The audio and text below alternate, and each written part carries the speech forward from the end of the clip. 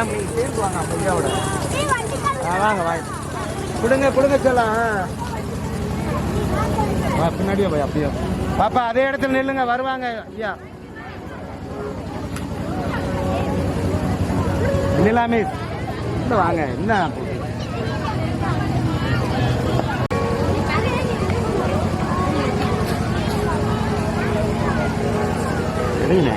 எடுத்துட்டே தான் இருக்கேன் பாப்பா.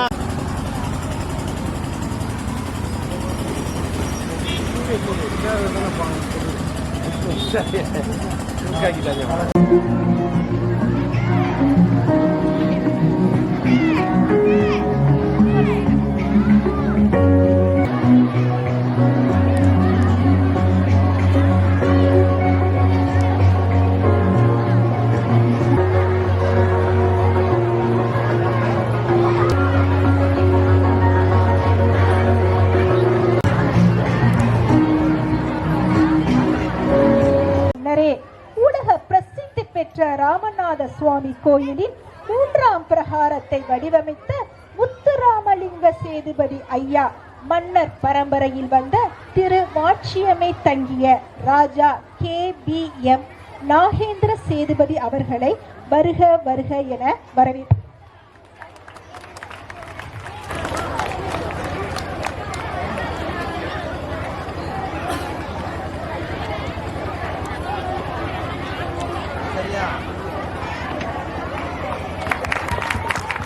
பேரண்ட்ஸ் நிறைய பேர் பார்த்தீங்கன்னா நீங்கள் ஒரு ஃபோனை வச்சுட்டு உட்காந்துட்டீங்க, அவங்க பசங்களை பார்த்துக்காம அவங்கள்ட்ட ஒரு ஃபோனை கொடுத்து அனுப்பிச்சிடுறீங்க.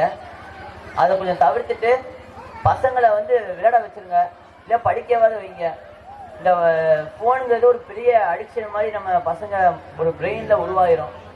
இப்பயே நம்ம வந்து பசங்களை போய் விளையாட வைக்கிறதாகட்டும், இல்லை ஏதாவது ஒரு புக்ஸ் படிக்கிறதாகட்டும், இந்த ஃபீல்டை கொண்டு வந்துட்டிங்கன்னா அவங்க பெரிய லெவலில் வளர்ச்சி அடையும் போது ஒரு நல்ல எண்ணத்தை அவங்க மத்தியில் உண்டாக்கும். அந்த காலத்துலாம் பார்த்தீங்கன்னா இந்த ஃபோன் இல்லாத காலத்துலாம் பார்த்தீங்கன்னா நம்ம பாட்டியாக இருக்கட்டும், ஏதாவது ஒரு பெரியவர்கள் பார்த்தீங்கன்னா நம்ம சின்ன சின்ன பசங்களுக்குலாம் நம்ம கதையெல்லாம் சொல்லுவோம். இப்போ அந்த கான்செப்ட்லாம் ஃபுல்லாகவே போயிடுச்சு. மொத்தமாக போய் இப்போ வந்து நம்ம ஒரு வேலையை பார்த்துட்டு பசங்களுக்கு வந்து யூடியூப்பில் ஏதாவது ஒரு வீடியோ போட்டு விட்றோம். இதெல்லாம் தவிர்த்துட்டு பழைய மாதிரி பசங்களுக்கு நீங்க கொஞ்சம் டைம் ஸ்பெண்ட் பண்ணுங்க, பேரண்ட்ஸா இருக்கட்டும். இந்த 1893ஆம் ஆண்டு இந்த பாஸ்கர சேதுபதி நம்ம சுவாமி விவேகானந்தர் வந்து இதுக்கு அனுப்பியிருந்தார் அமெரிக்கா. அங்க ஜிகாகோ மாநாட்டில் பேசினார். அது உலக அளவில் பிரச்சனை சிஸ்டர்ஸ் அண்ட் பிரதர்ஸ் சொன்னார், சகோதர சகோதரிகள். அப்பதான் தங்கைனா என்ன சகோதரனா என்னன்னு அந்த நாட்டுக்கே தெரிஞ்சுன்னு அதை வந்து உறுதிப்படுத்தினவர் விவேகானந்தர். அந்த விழா வந்து நூற்றாண்டு அந்த குந்தால் பிரிப்பீங்களா, முன்னாடி குந்தால் பாத்தீங்களா, குந்தால் பிரிக்கீங்களா, குந்துகால் போயிருக்கா ஒரு 10-15 வருஷத்துக்கு முன்னாடி பாத்தீங்களா? இல்ல, அது ஒரு பாலடைஞ்ச மண்டபம். எவ்வளவு பாலடைஞ்ச மண்டபம், அங்க யாருமே போக மாட்டாங்க. அது ஒரு மோசமான அந்த பங்களா கிடைஞ்சது. அது 2010க்கு முன்னாடி ராமகிருஷ்ண மடம் அதை கையில் எடுத்து சுத்தானந்த சாமிங்கிறவரு 45 லட்சம் ரூபாய் அந்த ஃபண்டை எடுத்து பண்ண முடியாம கவர்மெண்ட் கொஞ்சம் பணம் கொடுத்துச்சு. இதான் ரொம்ப சிரமப்பட்டு அந்த பங்கு கட்டினாங்க. அது ரொம்ப சிரமப்பட்டாங்க. அந்த மடத்துக்கு நம்ம ஒரு நன்றி சொல்லணும். இன்னைக்கு நம்ம குந்தால போய் பாக்குறோம்னா அது ராமகிருஷ்ண மடம் அது ஒரு முக்கிய காரணம். வனத்துறையும் ரொம்ப சப்போர்ட் பண்ணிச்சு. சரியா? இன்னைக்கு அந்த குந்துகால் வந்து நமக்கு வந்து சுற்றுலாத்தலமா இருக்கு. மக்கள் இன்னைக்கு வர்றாங்க, வெளிநாட்டுல இருந்து வர்றாங்க, ஊர்ல இருந்து வர்றாங்க. இங்க தங்குறதுக்கு இடம்ல இப்பவும் எத்தனையோ பாத்துக்கிட்டு இருக்காங்க. அந்த பருவத்துல கூட 33 ஏக்கரை பாத்துக்கிட்டு இருக்காங்க.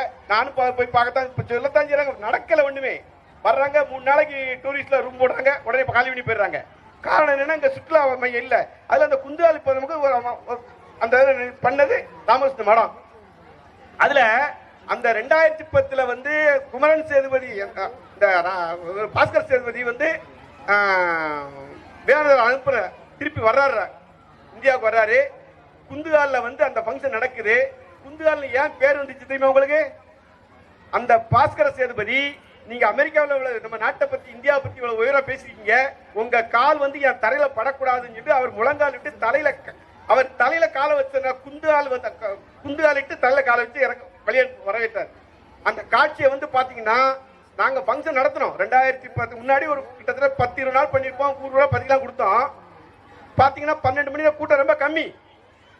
இந்த கூட்டம் வர வர வர வர பாத்தீங்கன்னா அந்த பங்கன் நேச்சர் நடக்க ஒரு 12 மணி ஆயிப்போச்சு.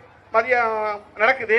அந்த போட்டில் அவரை நேராக கொண்டு வர மாதிரி ஒரு சீனு பார்த்தீங்கன்னா கடற்கரை நின்று கிட்டத்தட்ட கிலோமீட்டர் அளவு இந்த மக்கள் கண்ணீர் வடிச்சாங்க. அந்த காட்சியெல்லாம் பார்த்துருக்கணும். நம்ம பிள்ளைகளுக்கு சொல்லணும், அவரோட வாரிசு தான் இவங்க.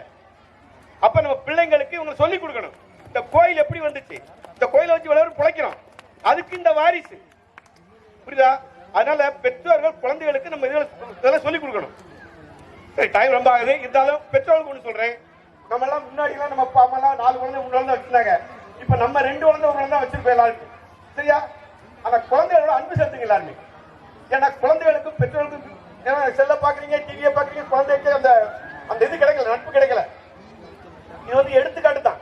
இப்ப கூட ஆந்திராவில 2 நாளைக்கு முன்னாடி